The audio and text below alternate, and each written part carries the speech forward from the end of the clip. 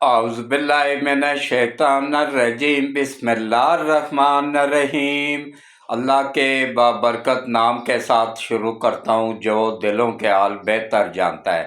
میری طرف سے دیکھتی آنکھوں سنتے کانوں سب کو السلام علیکم ورحمۃ اللہ وبرکاتہ۔ لاکھوں کروڑوں درود و سلام آقا دو عالم خاتم النبیین حضرت محمد مصطفیٰ صلی اللہ علیہ وآلہ وسلم پہ، آپ کی آل پاک پہ، صحابہ کرام پہ، اولیاء کرام پہ۔ درود و سلام کے بعد میرا آج کا موضوع انتہائی اہم ہے۔ بلوچستان میں پاکستان پہ شدید حملہ کیا گیا، فتنۃ الہندوستان کی طرف سے، اور 12 مقامات پہ حملہ کیا گیا ہے۔ اس پہ بات کروں گا۔ کتنے لوگ شہید ہوئے سویلین میں سے، کتنی عورتیں، کتنے مرد، کتنے معصوم بچے، اس پہ بات کروں گا۔ اور ایک بینک کو بھی لوٹا گیا ہے، اس پہ بات کروں گا بلوچستان میں، انہی فتنۃ الہندوستان کے لوگوں نے۔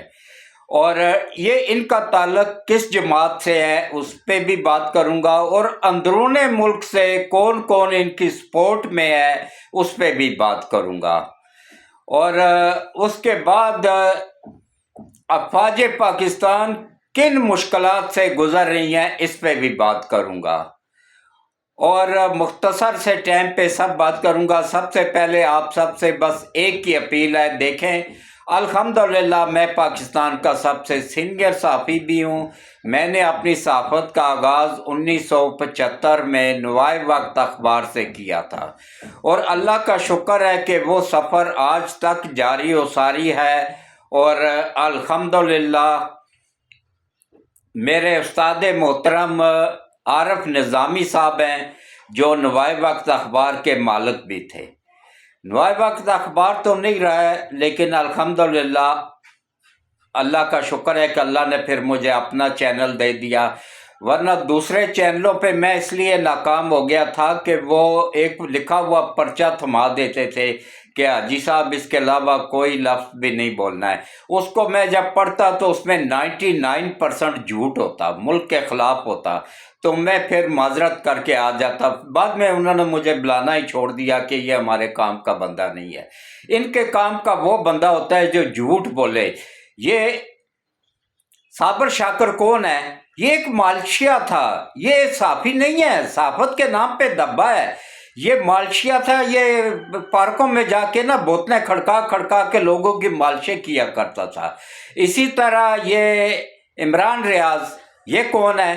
اس کا باپ ایک کینٹین میں چھوٹی سی چپس کی دکان لگا کے بیٹھا ہوا تھا، آج کھرپتی بنا ہوا ہے۔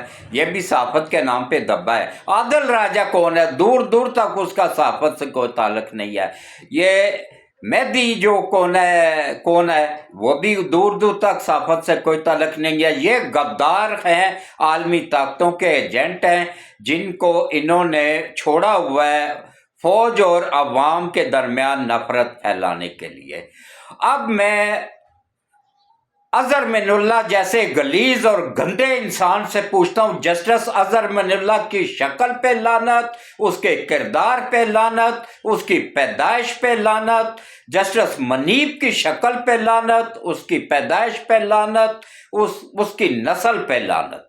یہ جتنے بھی غدار جج ہیں نا، یہ ان کی وجہ سے پاکستان آج اس حالت میں پہنچا ہے کہ 12 مقامات پہ حملہ کیا گیا ہے بلوچستان میں، فتنۃ الہندوستان کی طرف سے، جن کو سپورٹ حاصل تھی ہندوستان کی، اور یہ داخل ہوئے افغانستان کی طرف سے۔ افغانستان پوری طرح اس میں ملوث تھا، اور KPK کی حکومت پوری طرح اس میں ملوث ہے۔ اور پھر بلوچستان کی حکومت کو بھی میں بری ذمہ قرار نہیں دیتا ہوں۔ ان کا کام تھا فوج کو، اگر فوج کے صبح نہیں کر سکتے تو عوام کی حفاظت کرنا ان کی ذمہ داری تھی۔ پولیس کو جدید ترین اسلحہ دیں، پولیس کی نفری بڑھائیں، وسائل وفاق دینے کو تیار ہے، کام کر کے دکھائیں. جیسے مریم نواز نے سی سی ٹی وی بنایا تھا نا، وہاں سے بھی الو کے پٹھوں سی سی ٹی وی بناؤ. تم لوگوں کو کب عقل آئے گی؟ جب ملک تباہ ہو جائے گا. سیولین کو مار رہے ہیں، وہ ٹی ٹی پی کے لوگ ہیں یہ، اور ٹی ایل پی کے لوگ ہیں. 5 مرد سیولین مارے ہیں. کون؟ سارے کے سارے بلوچ تھے. یہ بلوچستان کے بھی وفادار نہیں ہے. یہ نہ ملک کے وفادار ہیں، نہ بلوچستان کے وفادار ہیں، نہ ان کا بلوچوں کے ساتھ کوئی تعلق ہے. اگر بلوچ ہوتے تو بلوچوں کو کبھی نہ مارتے.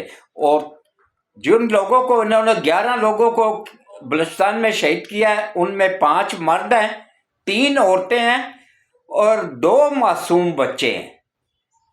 کتنی عمریں ہیں ان کی؟ ایک کی 2 سال اور ایک کی 5 سال. انہوں نے کیا قصور کیا تھا؟ ان 3 عورتوں نے کیا قصور کیا تھا؟ ان 5 مردوں نے کیا قصور کیا تھا؟ وہ تو بیچارے مزدور تھے، غریب تھے. ان کو مارا. ایک بینک کو لوٹا، بینک کا سٹاف ساتھ ملا ہوا تھا، تب جا کے ان میں سے ایک بھی نہیں مارا گیا. کیا سٹاف کیا کر رہا تھا؟ بینک کا چوکیدار کیا کر رہے تھے؟ ہر ایک بینک میں 4 چوکیدار ہوتے ہیں. وہ کیا کر رہے تھے؟ سو رہے تھے. سب کے سب ملے ہوئے غدار، اندر سے عالمی طاقتوں کے ایجنٹ ٹاؤٹ ملے ہوئے. ایران کو تو پاکستان نے بچا لیا. یہ اس بات کا انتقام لیا گیا ہے کہ ایران کو کیوں بچایا پاکستان نے. ایران کو بچانے میں سب سے زیادہ کردار تھا، ورنہ اب تک حکومت تبدیل ہو چکی ہوتی وینزویلا کی طرح. جیسے وینزویلا پہ قبضہ ہوا تھا نا، اسی طرح یہاں پہ بھی ہو جاتا.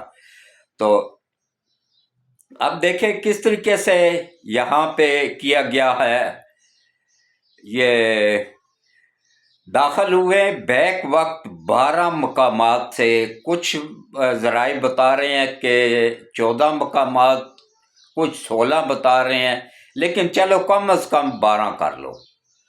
12 مقامات پہ بیک وقت حملہ کیا گیا.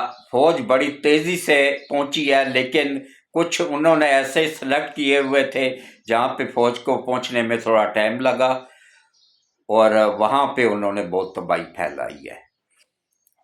اب تک 108 دہشت گردوں کو جہنم واصل کیا جا چکا ہے. اس کے بعد 10 جوانوں نے بھی جام شہادت نوش کیا ہے. اب اظہر من اللہ جیسے غداروں سے بندہ پوچھے نا، تیری ماں کے قسم تو ان کو کہہ رہا تھا کہ یہ جو ہے نا یہ معصوم لوگ ہیں. یہ معصوم لوگ ہیں جو عوام کو مار رہے ہیں، عورتوں کو مار رہے ہیں، بچوں کو مار رہے ہیں. یہ تیری اماں کے یار دہشت گرد ہیں، معصوم لوگ نہیں ہیں. یہ پی ٹی آئی کے عمران کی اماں کے یار ہیں، اس کی بہنوں کے یار ہیں. یہ دہشت گرد معصوم لوگ نہیں ہیں. یہ جو بھی ان کی حمایت میں آ رہے ہیں نا، سہیل آفریدی کی اماں کے یار ہیں. یہ دہشت گرد جو ہیں یہ کسی کے دوست نہیں ہیں، یہ سب کے دشمن ہیں. یہ ملک کے دشمن ہیں، یہ عوام کے دشمن ہیں، یہ مسلمانوں کے دشمن ہیں. ان کا کام صرف پیسہ کمانا ہے. عالمی طاقتوں سے پیسہ لے کے، ڈالر لے کے یہ جسم کے ساتھ بم باندھ کے مسجدوں میں گھس جاتے ہیں، نمازیوں کو شہید کرتے ہیں. یہ مسلمان بھی نہیں ہیں، یہ کافروں سے بھی بدتر ہیں. جو جنگ میں بھی نبی پاک صلی اللہ علیہ وسلم کا فرمان ہے کہ عورتوں، بچوں کو اور بوڑھوں کو کچھ مت کہو. انہوں نے جو مرد مارے ہیں 5، وہ بوڑھے بزرگ. جو عورتیں ماری ہیں وہ معصوم مزدوروں کی عورتیں. جو بچے مارے ہیں وہ مزدوروں کے بچے، اور سارے کے سارے وہ ہیں بلوچ ہیں. ان میں ایک بھی کسی دوسرے صوبے کا نہیں ہے، کٹر وہاں کے مقامی بلوچ ہیں. اب یہ بلوچ بھی خود سمجھے نا کہ یہ ان کے بھی نہیں ہیں، یہ باہر سے آئے ہوئے غدار ہیں، یہ کسی کے بھی نہیں ہیں. اور جو ان کی حمایت میں جج کرے نا، سب سے پہلے اس جج کی پوری نسل کو لٹکا دیا جائے. اس کو اتنے جوتے چوک میں کھڑے ہو کے مارے جائیں کہ وہ نشان عبرت بن جائے. اب ٹائم آ گیا، سر سے پانی گزر چکا ہے. اب ایک خونی انقلاب فوج کے تھرو لایا جائے اور ان تمام لوگوں کو اور ان کے حمایتیوں کو جہنم واصل کیا جائے. ان میں کچھ قبائلی سردار، بلوچ سردار بھی موجود ہیں. ان میں اختر مینگل بھی ہے، اور یہ جو قومی اسمبلی میں اپوزیشن لیڈر بنا ہوا ہے، یہ بھی ان غداروں کا حمایتی ہے. یہ سب کے سب ان کے حمایتی ہیں. ان کو بھی لٹکایا جائے. اور تب جا کے ملک میں امن آئے گا۔ اور دیکھیں کس طریقے سے قربانیاں دے رہی ہے فوج، 10 جوان شہید ہوئے ہیں فوج کے، اور پولیس کے جو ہوئے ہیں وہ اس کے علاوہ ہیں۔ شہادتیں کافی زیادہ ہوئی ہیں عوام کی بھی، اور بعد میں پتہ چلے گا جب معاملات کچھ بہتر ہو جائیں گے۔ ابھی تو حالت جنگ میں ہے، جنگ شروع ہو گئی ہے۔